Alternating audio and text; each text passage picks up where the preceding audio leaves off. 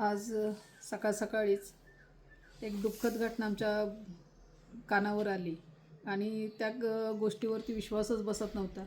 आमच्या राज्याचे लाडके उपमुख्यमंत्री अजितदादा यांचा प्लेन क्रॅशमध्ये अपघाती मृत्यू झाला अशी बातमी होती, परंतु मन सुन्न करणारी ही घटना होती खरं तर. कारण अजितदादा ज्यावेळेला पालकमंत्री होते त्यावेळेला त्यांच्याबरोबर आमचा संपर्क असायचा आणि पर्सनली दादा ओळखायचे. पण तो म्हणजे प्रत्येक कार्यकर्त्याला ताकद देण्याचं काम दादांनी आत्तापर्यंत केलं आणि अशा या नेत्याचा असा मृत्यू होणं खरंच म्हणजे म्हणजे काळाच्या काय त्याला म्हणतो आपण, काळ इतका निष्ठुर असा आजचा दिवस आहे की आम्हाला खरंच मनाला असा चटका लावणारी ही गोष्ट आहे. कारण दादांचं कामकाज आम्ही जवळून बघितलेलं आहे.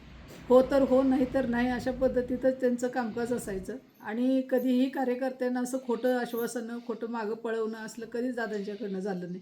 असा हा नेता आमच्या सगळ्यातून निघून गेला याचा आम्हाला खरंच मनापासून अगदी वेदना होत आहेत. कारण पक्ष ही वेगळी घटना आहे आणि माणूस ही वेगळी घटना आहे. आणि तसं म्हटलं तर दादांचा आमचा, मी 17 वर्ष तालुका अध्यक्ष होते, त्यामुळे दादांचा आमचा चांगला संपर्क होता. खूप खूप कामं करताना इतर ठिकाणी कुठे एखादं पत्र घेऊन जाताना दादांचं मी कामकाज जवळून बघितलेलं आहे. आमच्या आदरणीय शिवेंद्रराजेंच्या बरोबर आम्ही कुठल्या एखाद्या कामकाजाच्या बाबतीत त्यांच्याशी चर्चा करतानाही म्हणजे आम्ही त्यांना भेटलेलो आहे. त्यामुळं दादा कसे आहेत हे जवळून बघितलेलं आहे. त्यामुळं आज खरंच म्हणजे आपल्या पश्चिम महाराष्ट्रावर हा खूप मोठा आघात आहे. तसं म्हटलं तर दादांचं जाणं हे कुणालाही न परवडणार आहे.